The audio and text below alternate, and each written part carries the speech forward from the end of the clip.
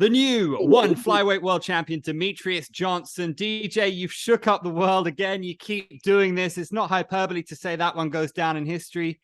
How does this feel? Feels good, man. It was a great fight against Adriano Moraes. I think the first fight we had against each other, he got me, and then when I came home and I watched the fight, I was kind of a little irritated about a couple of things. So, but we got this one, and yeah, nothing but the best for Adriano, and yeah, man, it was a good fight. The sequence was just beautiful when you slipped and threw the right, and then he started to wobble. Can you tell us what was going through your mind? Did you know the knee was there? If you drilled that? Yeah, it wasn't something like we drill. It's just kind of like, just I guess you say, just our stance and how we fight. The biggest thing was just trying to be dynamic and just be fluid and chill. And when I landed the right hand, I saw he was wobbled. I kept my distance, and I saw the cage. He was about to run into the cage, and I was okay, it's perfect time. And I threw the knee, and once I knew that landed, that was like a kill shot, and I was like, okay, that's game, and it just walked off. How does it feel to avenge a knee with a knee? With a knee, I don't really think about that. I'm just happy that I was grateful to be healthy enough to go out there and put him away. It was a great fight. He hit me with some good shots, man. I mean, he had me. He was trying to go for a darce. He had me on the ground, landed good knees to the head.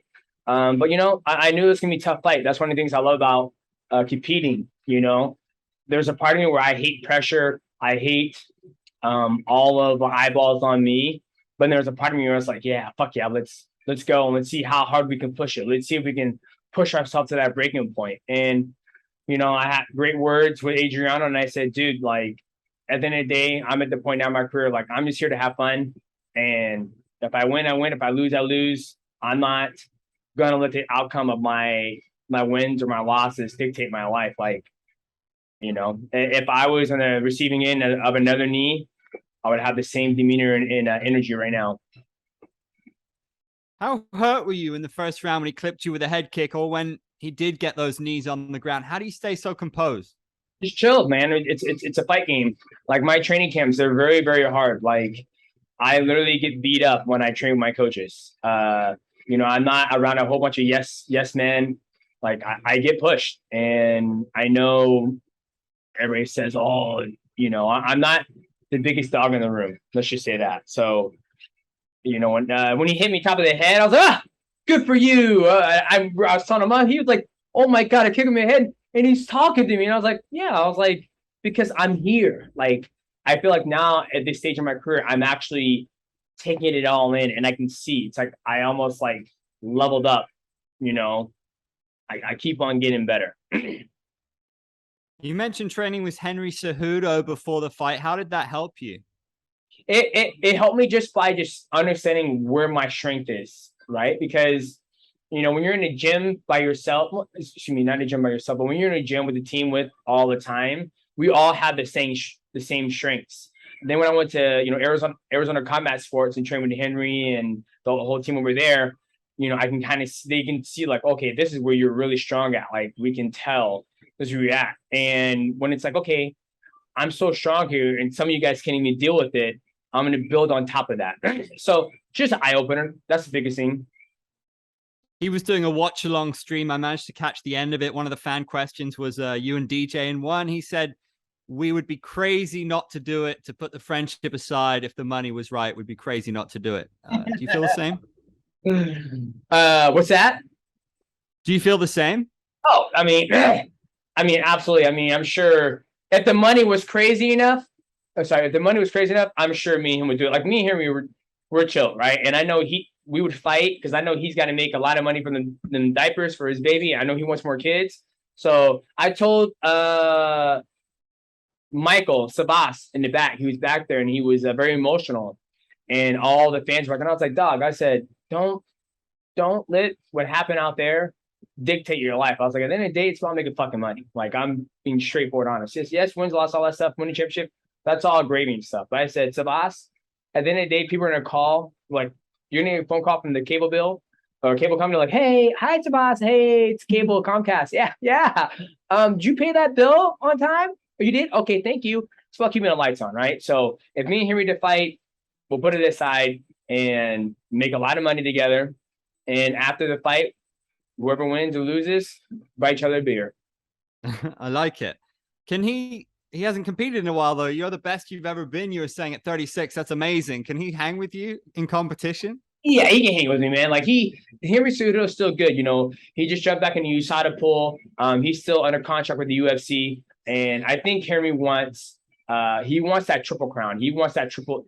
Is he triple C? Yeah, he wants that quadruple C. So he wants Alex Volkanovski, and that's what he wants. So we're in two different organizations. There's a lot of things that have to move, mountains and all that stuff before that's even possible. Well, what's more possible is the trilogy, right? Is that what needs to happen next, or would you prefer someone like Kyra Akhmatov? You know, I wouldn't mind giving Kyra Akhmatov a chance, but it's up to the ONE Championship. You know, like at the beginning of this, I didn't even know I was going to get a title shot. I thought after I beat Rod Tang, I was going to go down and fight whoever was next in line for work my way back to the ladder. You know, but Kyra Akhmatov, you know, mad respect to him. He's on like a 5 or 6 fight win streak. I thought he was going to get a title shot against Adriano, but they called me and said, "Hey, this is who you're fighting next." I said, "Okay. Sounds good."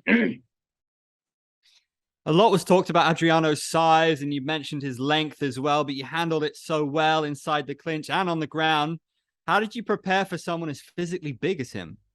Well, my main training partner, James and the Wizard, James is about 165, 170. He's 5'9", 5'10". So, you know, I'm the smallest guy in the gym. So I'm kind of used to it. And the biggest thing is that one on my back, you know, Adriano, he loves side control and guard.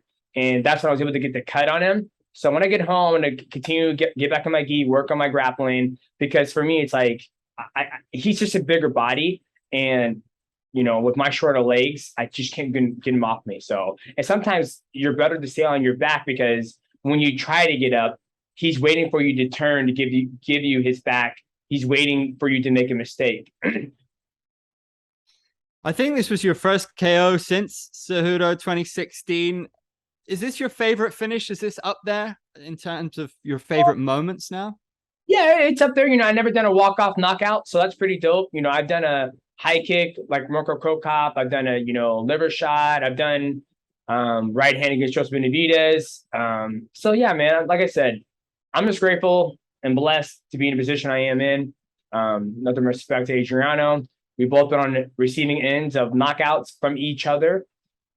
So I'm sure he's going to go home. He's going to rest up. He's going to make adjustments. I'll go home, make adjustments, and rest up. And then if it's Adriano next or if it's Kyra Akhmatov, it is what it is. Does this make you love the sport on days like this and make you want to get back in there sometime soon to do that trilogy or the Akhmatov fight? I'm just going to chill, to be honest with you. I mean, I love this sport. You know, I said earlier, like the pressure of fighting and what's going to happen.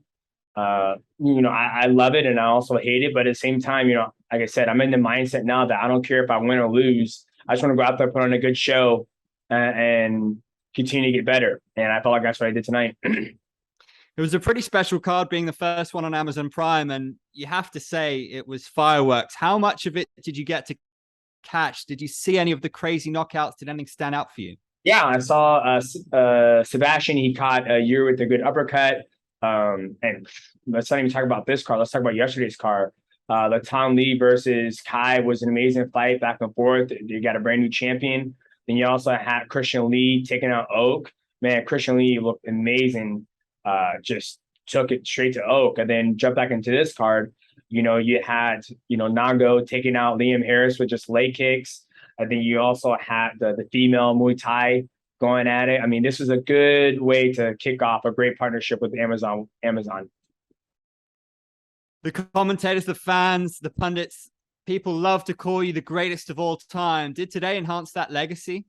That's up for the public, man. Like I said, I think when it comes down to one of the best flyweights to ever do it and what I put myself through, I don't think there's nobody else out there who's been able to adjust. And I think what people need to understand is when people give me that title, it's because I'm able to make adjustments and fight any type of style. Like against Adriano, he has the range advantage. He has, you know, he's a bigger guy. And I was able to overcome that by controlling distance, me being 5'3" and him being 5'9". So that's where I think the greatest of all time comes from.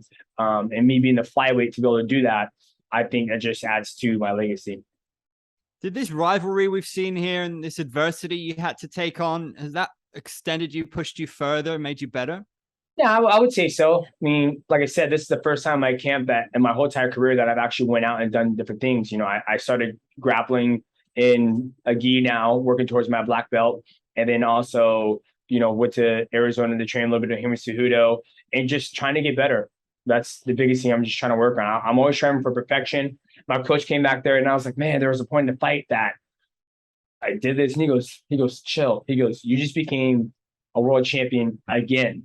Right. And the biggest thing that people don't realize that my coach is in my corner, right? It's my teammates that are in my corner. So my teammates, you know, James, Tony, they did an amazing job keeping me sharp and pushing me to this level of success.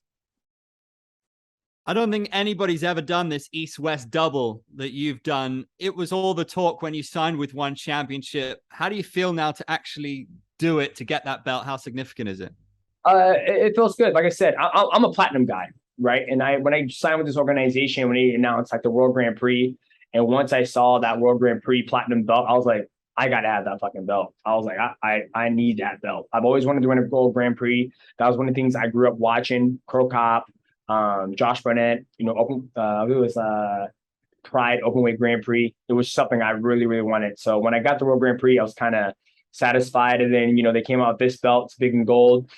So like I said, man, I'm grateful. Like, I'm just grateful to be in the position I'm in. I'm grateful to have the opportunity to perform on a beautiful platform like ONE Championship, and great partnership with Amazon Prime. You've given so many iconic moments to this sport. You did it again today, mate. Thanks so much. Appreciate it. Thank you.